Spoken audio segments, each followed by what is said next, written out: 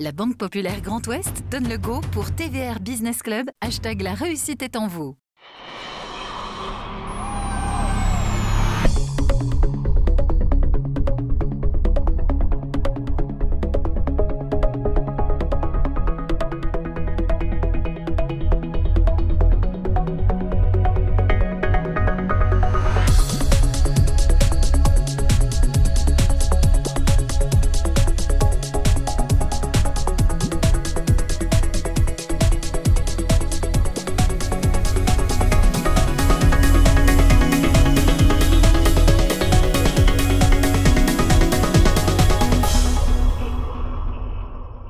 Bonjour à tous, soyez les bienvenus pour votre nouveau rendez-vous du TVR BP Go Business Club où l'économie décryptée par ceux qui la font. Nous sommes très heureux de vous accueillir sur ce plateau de l'Atrium à Polaris avec une véritable personnalité finistérienne qui a des idées mais vraiment multiples à la minute. Vous allez le voir, il a un parcours complètement incroyable.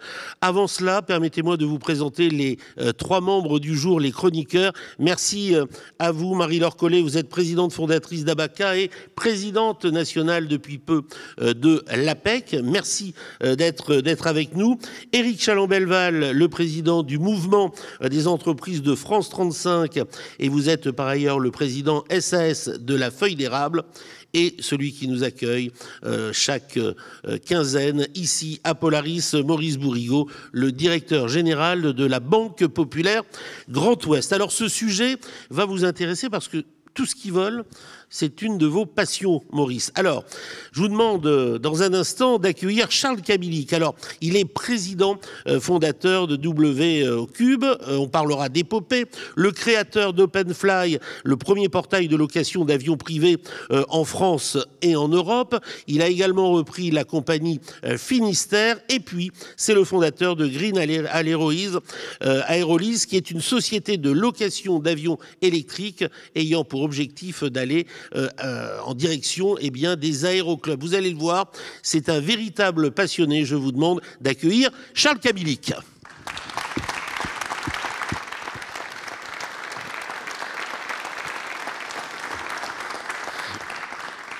Bonjour Charles. Bonsoir, merci de m'accueillir. On est très très heureux de vous accueillir. Vous débordez d'énergie et votre première entreprise, c'était il y a longtemps, vous aviez 14 ans et vous avez décidé de vous lancer dans les jeux vidéo. C'est là que vous est devenu ce véritable goût de l'entrepreneuriat. Je pense que c'est le début, effectivement. Moi, j'ai toujours été très créatif. J'ai découvert l'informatique parce que ma mère était prof de maths et un beau jour, elle a dû installer à l'époque ce qu'on appelait des nanoréseaux pour ceux qui étaient de l'ancien, du siècle passé. C'était les premiers ordinateurs et donc avec n'importe quel outil, je voyais des opportunités de créer des choses. Et je me levais la nuit. J'étais en 6e à l'époque. Non, quand j'ai pu, c'était en 6e, mais en 4e, mais en 6e pour commencer. Je me levais la nuit pour développer, pour apprendre, pour découvrir. Et je me suis dit, avec ça, je pourrais faire des jeux. Et je suis parti vendre mes jeux tout seul à Lyon, à Infogrames à l'époque, et puis à une autre boîte qui était à Paris, qui s'appelait Loriciel. Et donc j'ai eu la chance de découvrir ce monde du business qui m'a tout de suite beaucoup plu. À l'époque, j'étais à Quimper, donc au LICES, et j'ai commencé à donner des cours d'informatique à mes profs, pour commencer. Puis après, un peu plus largement, puis je me suis dit, je vais y aller, je vais créer ma société. Et la Bretagne, c'est un véritable terrain de jeu pour vous, d'innovation, d'expansion. Il y a tout pour créer, se développer en Bretagne. Alors, il y a tout, mais j'ai mis beaucoup de temps à m'en rendre compte.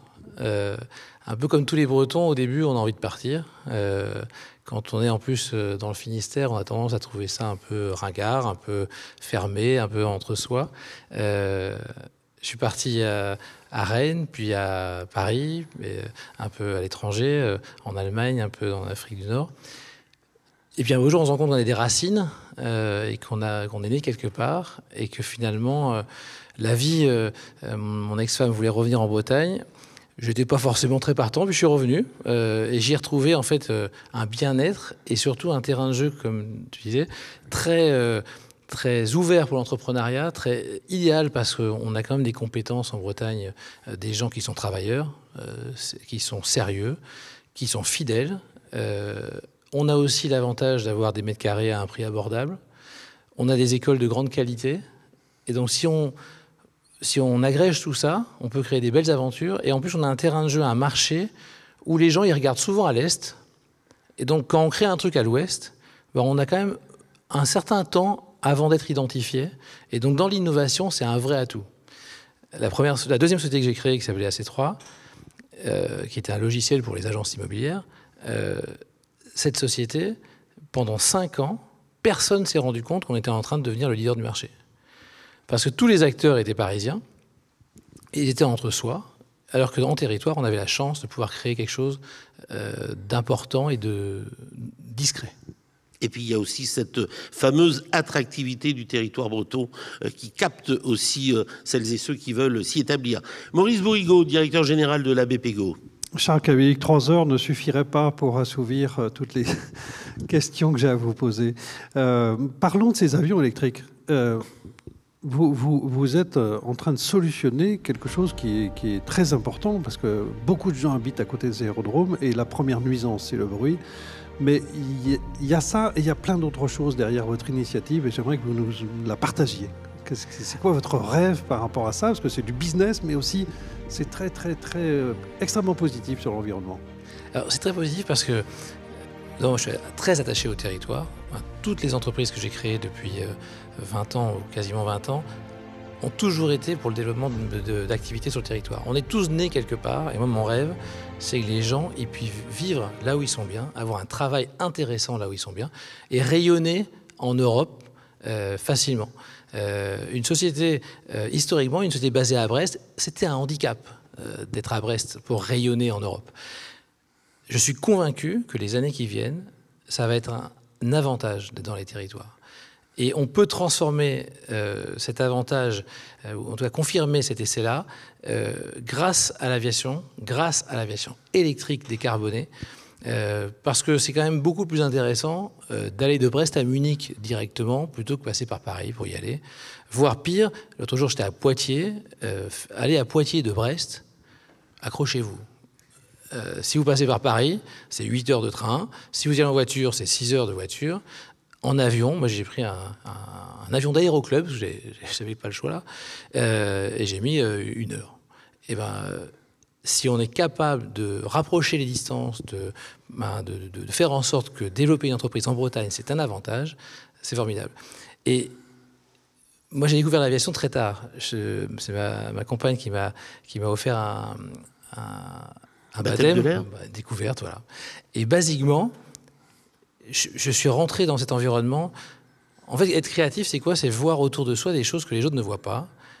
Et quand on met quelqu'un qui vient du digital dans un environnement qui est nouveau, qui est l'aérien, j'avais l'impression que tout me sautait à la figure. Je voyais des avions partout qui ne volaient pas, je voyais des hangars, je voyais des pilotes qui ne travaillaient pas. Et moi, je voyais mes difficultés à me déplacer en tant que patron d'entreprise. Et je suis arrivé au baptême et j'ai dit au chef pilote de l'aéroclub de Brest, j'ai dit, moi, je vais acheter un avion cette année. Et le gars, il m'a dit, voilà, j'y crois pas une seconde, ils ont tous dit ça. J'ai passé mon baptême, j'ai passé ma licence. 3 mois après, j'avais une licence. J'ai passé mon IFR dans la foulée, j'ai acheté un avion. J'ai créé une société OpenFly pour permettre de réserver des avions en ligne et de faire travailler les pilotes professionnels au service des entreprises. Et je me suis dit, là, on a entre les mains un outil de désenclavement formidable, sous réserve qu'il soit décarboné. Parce qu'aujourd'hui, on ne peut plus financer des choses à base de carbone. On n'est pas là pour jouer la jet set. On ne parle pas de se déplacer avec un Falcon pour aller à un match de foot ou à un événement. On est là pour dire on permet à des PME normales de se déplacer rapidement d'un point A à un point B et de développer de l'emploi et de garder des centres de décision sur les territoires. Et je pense que le vrai enjeu de l'aviation électrique, c'est ça. J'ai lancé il y a 1 an une ligne entre Vannes et Belle-Île. J'ai eu droit à des manifestations parce qu'on a fait un Vannes Belle-Île. Et en fait, dans l'inconscient collectif, l'avion aujourd'hui, c'est pas bien. L'avion, c'est polluant. C'est vrai, l'avion pollue, mais c'est exaspérant d'entendre ça parce que c'est 2,8% de la pollution mondiale, donc c'est quand même assez marginal. Et surtout, sur un trajet comme Vannes-Belle-Île, c'est 3,5 fois moins que le bateau qui fait le même trajet. par passager. Donc, il y a des choses dans la tête des gens qu'on a du mal à déprogrammer, on a des idées préconçues, et donc pour moi, l'aviation électrique qu'on est en train de déployer, on veut montrer aux enfants qu'ils peuvent encore rêver d'avion, qu'ils peuvent prendre du plaisir en ayant un loisir qui pourrait s'appeler piloter, et pour un cadre, de se dire, moi, je n'ai pas l'impression d'être un mauvais citoyen en prenant l'avion pour aller me déplacer. Marie-Laure Collet, présidente nationale de l'APEC. Charles, vous avez de multiples casquettes, vous êtes très engagé pour la Bretagne et vous êtes entre autres cofondateur d'Épopée. Comment est-ce que lorsqu'on est un entrepreneur engagé sur cette tour de contrôle finalement économique, on fait pour identifier les pépites bretonnes de demain ? Alors c'est très difficile. Alors, moi je suis très attaché à rendre au territoire ce que j'ai eu. J'ai eu la chance de créer une entreprise à la pointe finistérienne, de créer 200 emplois dans cet écosystème-là, et de mesurer la chance que j'ai eue de pouvoir développer cette boîte sans forcément mettre énormément de capitaux. Mais la réalité, c'est que la majorité des entreprises qui ne sont pas du digital, elles ont besoin d'argent pour se développer, besoin de beaucoup de capitaux. Et pour autant, toutes ne réussiront pas à lever. Sur West Web Valley, par exemple, le premier fonds d'investissement qu'on a créé il y a 6 ans, pour la Bretagne, on a reçu 2050 dossiers à date. 2050. Et on a fait 19 investissements. Parce que la taille du fonds permet d'en faire 19 à date. Donc c'est une énorme sélectivité. La première sélectivité, c'est l'équipe. Dans une entreprise, la matière humaine, c'est la matière primordiale. Toutes les activités que j'ai créées, c'est toujours des rencontres. C'est toujours des rencontres avec des personnes, ça fit pas. C'est un actionnaire, c'est des collaborateurs, etc. Et donc dans une start-up, c'est pareil. C'est l'équipe avant tout. Et le deuxième critère, c'est la profondeur de marché qu'on peut estimer. Il y a des gens qui vont venir lever 10 millions d'euros et ils ont un marché qui a une profondeur de 50 millions. Et on leur dit, c'est bien, mais lève pas d'argent. Parce que si tu prends 10% de ce marché-là, tu vas avoir levé beaucoup d'argent, mais comment tu peux imaginer que ton investisseur il va pouvoir sortir derrière et toi faire une plus-value? Donc il y a plein de startups qui ne se rendent pas compte de ça, qui arrivent, je vais dire, en mode PowerPoint avec une idée géniale. L'autre jour, j'ai vu quelqu'un qui est venu en disant pour un joueur de tennis, ce qui est difficile, c'est d'attendre plus de 24 heures pour recorder sa raquette. Et donc on a trouvé une solution pour que le mec il va recorder en quelques heures, etc. C'est génial. Moi, je suis joueur de tennis, j'aurais trouvé ça génial. Mais on est combien à avoir ce pain-là? 1000, 2000, peut-être en France. Donc avec ça, on ne lève pas des fonds. On crée la boîte, on la développe, on essaie de la rendre rentable, mais on ne lève pas des fonds. Donc je trouve que le capital investissement d'aujourd'hui, dans les territoires, c'est un énorme atout pour réussir à développer des belles success stories, mais il faut avoir la profondeur de marché qui va bien. On est à Rennes. Une des plus belles success stories, c'est Louis Le Duf. Le Duf, en 30 ans, a fait un empire. Il l'a fait sans forcément beaucoup de capitaux. Et en plus, il a commencé à Brest, accessoirement. Mais si on voulait refaire ça aujourd'hui, la même boîte aujourd'hui, on ne peut pas la faire en 30 ans, parce qu'aujourd'hui, il faut aller beaucoup plus vite, parce que le marché, il change très, très vite. Il devrait lever beaucoup d'argent, beaucoup de capitaux, pour réussir à faire le même chemin. Et donc, moi, mon ambition, c'est de dire, avec Épopée, on va flécher de l'argent qui n'était pas sur les territoires. On a levé 320 millions en 9 mois. On a déployé 120 millions à date sur le territoire. Cet argent-là, c'est au bénéfice du développement économique. Et nos entreprises ont besoin d'accélérer. Si on veut avoir des ETI demain sur le territoire, sur toutes les villes de taille moyenne, il faut accélérer, il faut injecter des capitaux et flécher cet argent sur les territoires, parce que souvent, il est fléché essentiellement à Paris. Une nouvelle question. Éric Chalon-Belval, le président du MEDEF 35. Oui, Charles, je pense vous avez employé au moins une vingtaine de fois le mot territoire. Et en lisant vos interviews, vous ne cessez de dire que la création de valeur se fera d'abord par les territoires et que c'est le maillon clé pour transformer l'économie. Mais qu'est-ce qui manquerait à la Bretagne aujourd'hui pour qu'elle participe encore davantage à la transformation économique de notre pays? Moi, je pense qu'il manque rien à la Bretagne. On avait... Alors, c'était moins vrai pour Rennes, hein, mais on avait un manque d'attractivité. En tout cas, en Bretagne, de l'Ouest. Ça, c'est fini. L'attractivité, elle est là. On a des CV de talents, on en a tous les jours et les gens veulent revenir. Donc, on a une vraie attractivité. Pour moi, le vrai pain, c'est l'ambition.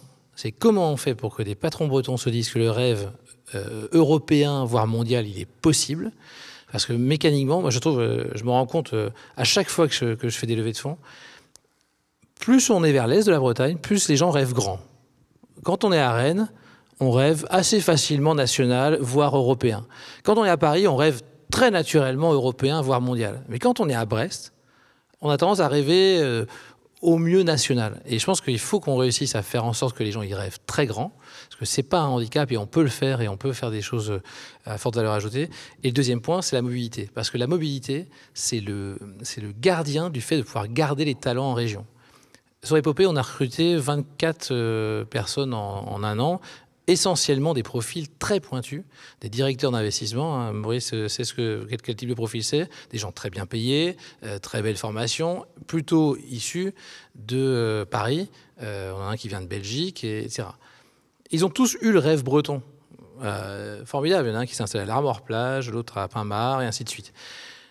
C'est très bien, mais ces gens-là, on les gardera sur le territoire que si on est capable de leur apporter un niveau de service qui va bien. Et c'est vrai pour mes collaborateurs, mais c'est vrai pour les gens qui vont télétravailler. On a des gens qui arrivent de partout aujourd'hui pour télétravailler en Bretagne. Mais ils attendent un niveau de service, pouvoir mettre leurs enfants à des bonnes écoles, pouvoir se déplacer et partir en vacances ou en rendez-vous professionnel comme ça. Et le vrai sujet pour moi, c'est la mobilité. Et c'est pas la mobilité vers Paris, ça on l'a. La LGV aujourd'hui, alors ok, on va peut-être gagner un quart d'heure, 20 minutes. Est-ce que c'est vraiment grave d'avoir un quart d'heure de plus ou de moins? C'est pas ça qui va changer la donne. Par contre, si c'est pour aller à La Rochelle, à Bordeaux, à Lille, à Cherbourg, etc., à Marseille, à Lyon, etc., c'est une autre histoire. Et donc, on a un vrai enjeu, et je pense que la région en est consciente, les pouvoirs publics, les entreprises, tout le monde en est conscient sur cette partie mobilité. Alors le mois dernier, avec Alain Daher, nous parlions de la voiture électrique. Vous avez abordé l'avion et je crois que vous êtes bien placé pour nous informer qu'en Israël, certains avions peuvent parcourir 1000 km. À quand vraiment un avion propre, électrique, pour quelques passagers, mais pas 8-9, mais un peu plus? Ça peut venir d'ici l'horizon 2030-2050 ? Alors bien avant. Bien avant. Alors d'abord, le premier avion électrique, il faut le dire, hein, il est européen. Il a été fait en Slovénie par un acteur qui s'appelle Pipistrel. Il a été certifié en juin 2021. Donc cet avion, 2020, pardon. Donc cet avion, il vole et on en a commandé 50 et qui sont déployés sur l'ensemble des aéroclubs et les écoles de formation en France pour former les pilotes. Parce que pour moi, si on met le verre dans le fruit, après, la pomme, elle va bien se transformer. Les pilotes, ils vont être revendicateurs de transformation. Regardez aujourd'hui qui vend les véhicules électriques. Ce sont les gens qui ont des voitures électriques. Qui vend des Tesla? C'est les propriétaires de Tesla, pour faire simple. Donc ça, c'est la première étape. Ça existe déjà. Mais pas pour le transport, parce que l'autonomie est trop courte. Vous parliez de la société israélo-américaine Aviation, qui fait un avion qui s'appelle Alice. Cet avion fait ses premiers vols actuellement. 1000 km d'autonomie, 9 passagers, totalement dédiés à l'aviation interrégionale. Et ça, c'est pour 2025. Donc 2025, c'est demain. Ça veut dire qu'on a un atout en France, personne ne s'en rend compte. La Cour des comptes a sorti une énormité il y a 1 an ou 2 en disant les aérodromes coûtent trop cher, il y en a beaucoup trop, etc., etc. Faut les fermer. Personne ne s'est posé la question de savoir s'il fallait fermer les routes. Les routes, ça coûte une fortune. Et on les change au fur et à mesure que les voitures roulent dessus, parce que ça s'use proportionnellement à ce que les voitures roulent dessus. Les aérodromes, on en a 400 en France. Il y a un aérodrome à moins de 36 km de n'importe quel Français. Ça, c'est un maillage incroyable. Donc si on est capable de se dire demain, je déploie par la commande publique des avions électriques de proximité sur ces aérodromes-là, on va désenclaver des villes improbables. Quasiment question-réponse, il nous reste 4 minutes. Maurice. On voit bien, c'est formidable, Charles, les tripes, on voit bien la tête. Le cœur, il parle à qui de Charles Cabilic? C'est quoi vos actions? Alors, les actions, Alors, moi le cœur pour moi, c'est l'emploi. Je reviens sur le. Moi, ce qui me fait rêver, ce qui me fait vraiment à titre professionnel. Après, à titre personnel, c'est autre chose. Mais à titre professionnel, c'est de faire grandir les gens. C'est de voir des gens que je recrute en stage, en alternance, les faire grandir, les faire arriver. Mon directeur général sur OpenFly, c'est un gars que j'ai recruté en stage il y a une vingtaine d'années. Il était avec moi chez Arkea. Quand j'ai quitté Arkea, il a quitté Arkea. Quand j'ai vendu AC3, il a quitté AC3. Et puis il est revenu derrière.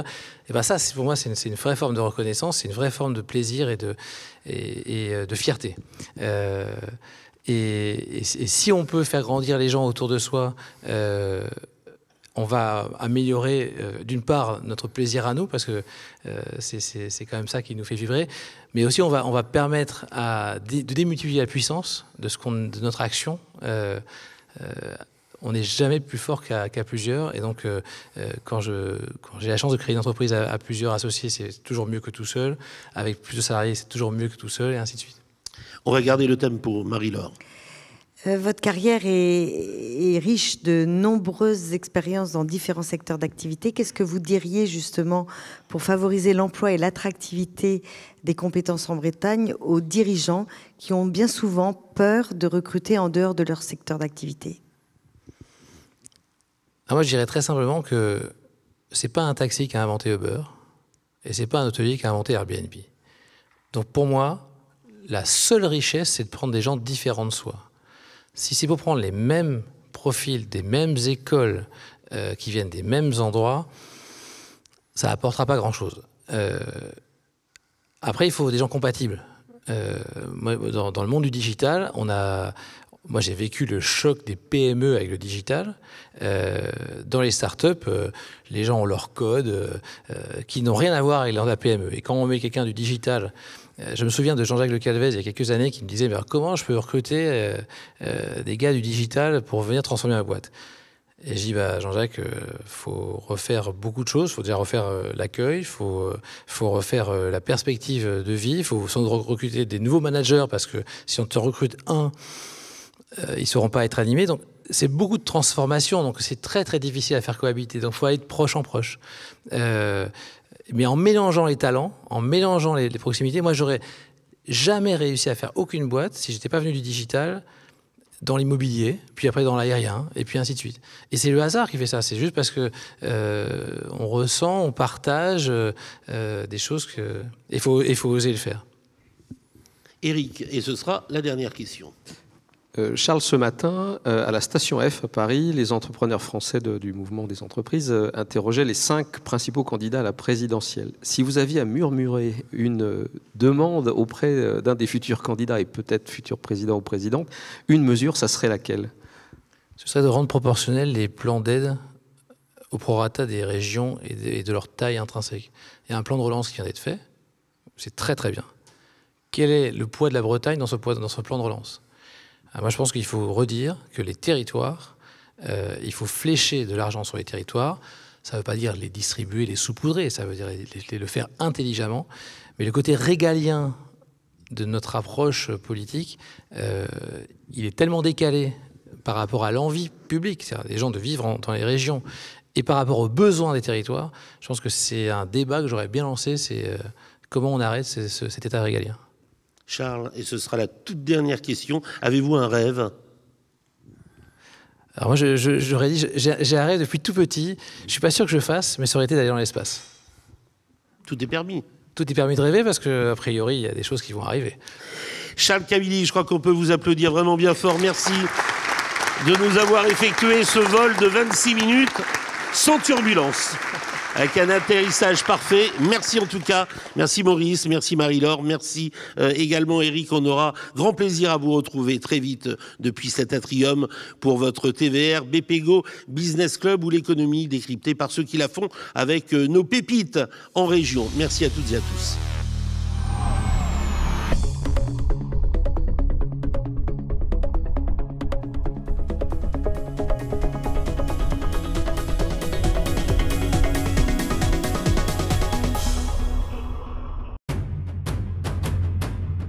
La Banque Populaire Grand Ouest donne le go pour TVR Business Club, #la réussite est en vous.